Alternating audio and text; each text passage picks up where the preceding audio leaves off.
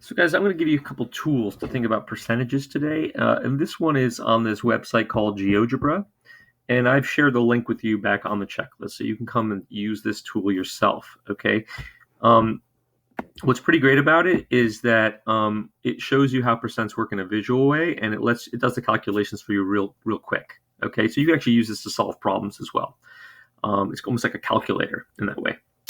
So in this problem, I'm going to show you some things. So this is a tape diagram in a sense, and it's a bar where we have two numbers on matched top to bottom. And this is a proportional relationship. And this is why we're studying percents this way, because percentages, a percent of an amount is a proportion of that amount. Meaning this, percent, 50%, if I go down to 50% here perfectly, let's get to there, 50%. 50% is half of 100%, right? So I can now use that amount, 50%, to calculate things, right? So for example, if my total, my 100% is 16, 50% of 16 is half as much. Just like 50 is half of 100, 16 is, actually 8 is half of 16. So one way we solve percentage problems is we can do the old-fashioned proportions. 50 over 100, this is percentages, equals, well, 8 out of 16. And so the way they sometimes write this is percent over 100 equals part over whole. And this is the same old thing we've been solving, proportions. Okay, so what's kind of cool about percentages is that you can write proportional relationships. You can solve them like we've always been doing. All right. So for example, if the total is still 16, but I move this down to some percentage here, I don't know, let's make it like 30%. Come on, 30%, right? I can change my problem here, right? And I can make this 30%.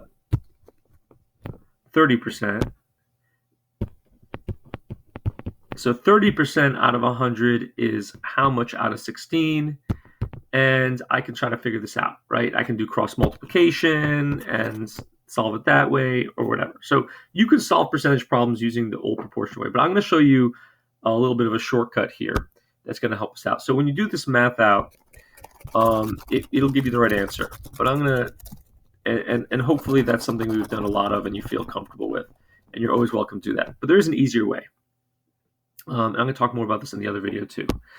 So 30% of 16 is a percentage of the whole, right? So 16 here is the whole. If you look over here, the whole is everything, 100%. So 30% of 16 is 30 hundredths, right? 30 hundredths, that's what percent means, out of 100.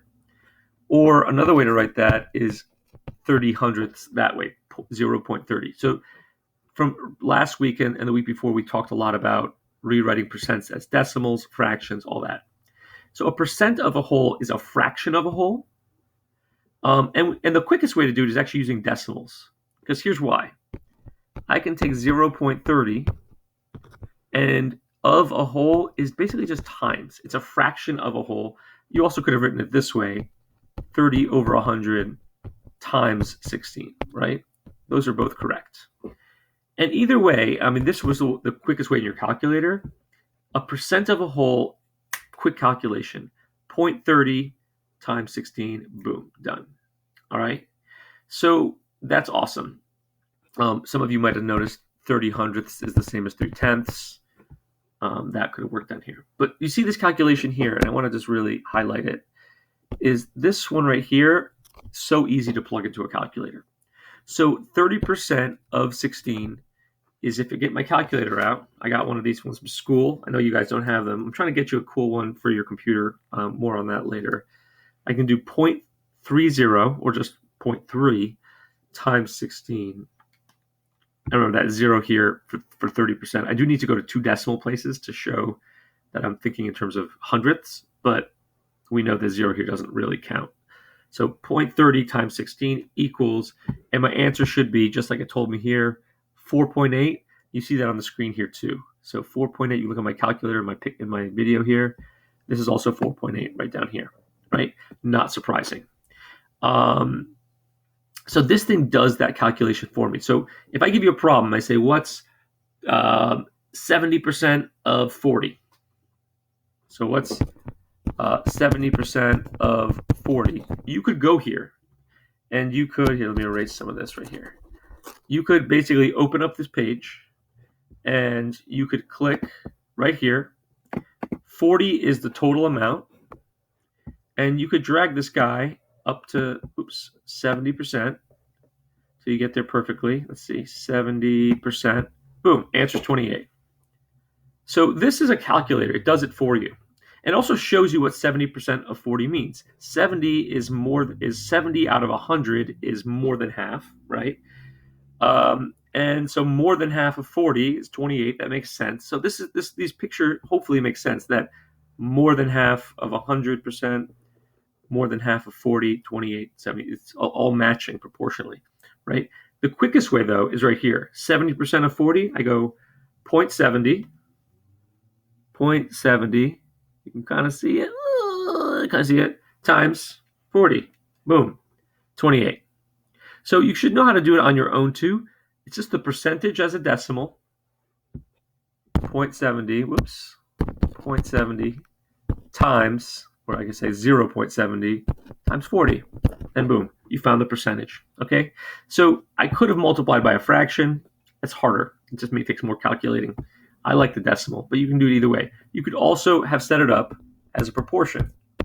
70 out of 100 is the same as how much out of 40? The answer, when you cross multiply and solve, is 28. It just takes longer. Okay? I hope that's helpful. There's another quick video where I'll show you some other ways to think about it, to do some mental math. I hope that'll be helpful too. Take care, and I hope you're doing well.